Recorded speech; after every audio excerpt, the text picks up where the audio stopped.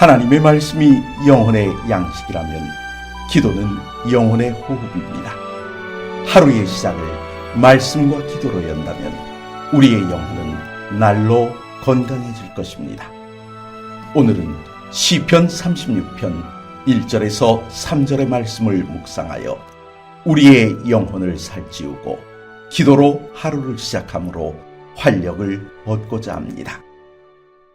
악인의 죄가 그의 마음속으로 이르기를 그의 눈에는 하나님을 두려워하는 빛이 없다 하니 그가 스스로 자랑하기를 자기의 죄악은 드러나지 아니하고 미워함을 받지도 아니하리라 함이로다. 그의 입에서 나오는 말은 죄악과 속임이라. 그는 지혜와 선행을 그쳤도다. 우리가 이 땅에 사는 날 동안 죄를 전혀 짓지 않고 살 수 있을까요? 내 죄를 자백하고 예수 그리스도를 개인의 구세주로 영접함으로 의롭다 하심을 입은 성도라 할지라도 죄에서 완전히 벗어날 수는 없습니다. 악인으로 살아가는 사람이든 그리스도의 공로로 의롭다 하심을 얻은 사람이든 모두 말입니다.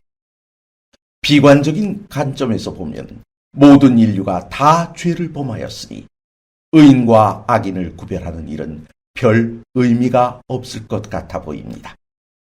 그런데 본문은 아주 재미있는 표현으로 악인의 모습을 설명합니다. 죄를 벗삼아 살던 어떤 사람이 어느 날부터 죄와 진짜 친구가 되어버립니다. 서로 대화를 나누며 자기의 속내를 털어놓는 그런 사이 말입니다.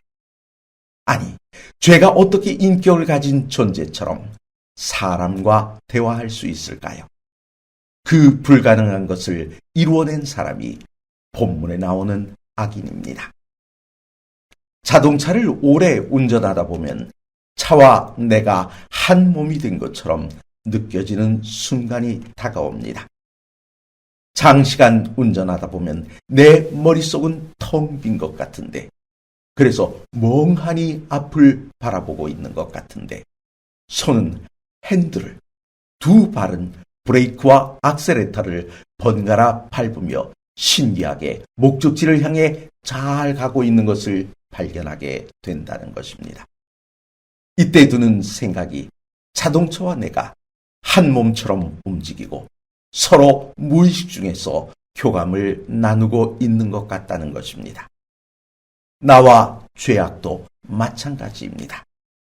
죄를 너무 자주 반복하다 보면 내가 죄를 다스리는지 죄가 나를 다스리는지 헷갈리다가 결국 죄에 대한 생각이 나와 대화를 나누는 경지에 다다르고 만다는 것입니다. 악인의 죄가 악인의 마음속에 말합니다.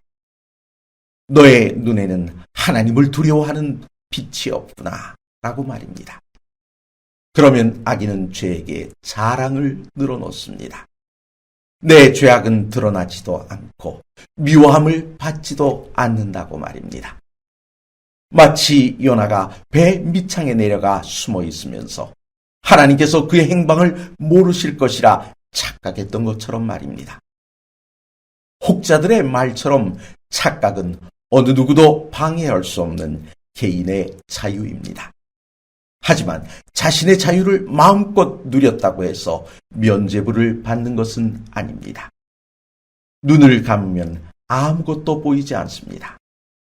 아무것도 보이지 않는다고 아무것도 없는 것은 아닙니다. 마찬가지로 영적 눈이 감겨 하나님이 보이지 않는다고 해서 하나님이 계시지 않는 것이 아니란 말입니다.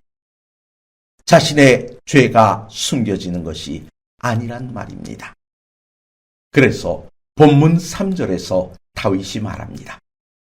악인의 입에서 나오는 말은 죄악과 속임이라고 말입니다. 왜 죄악과 속임이 그의 입에서 나올까요? 여호와를 경외하는 지혜와 선행을 그쳤기 때문입니다. 말씀과 기도로 하루를 시작하려 하시는 성도 여러분, 우리의 행실에서 지혜와 선행이 사라지면 죄악과 속임만 남게 됩니다. 그럼 어느 순간 우리도 죄와 벗이 됩니다. 이 시간 주의 선하심을 담게 해달라고 간구하시므로 주님과 더불어 사시는 귀한 아침이 되시길 간절히 바랍니다.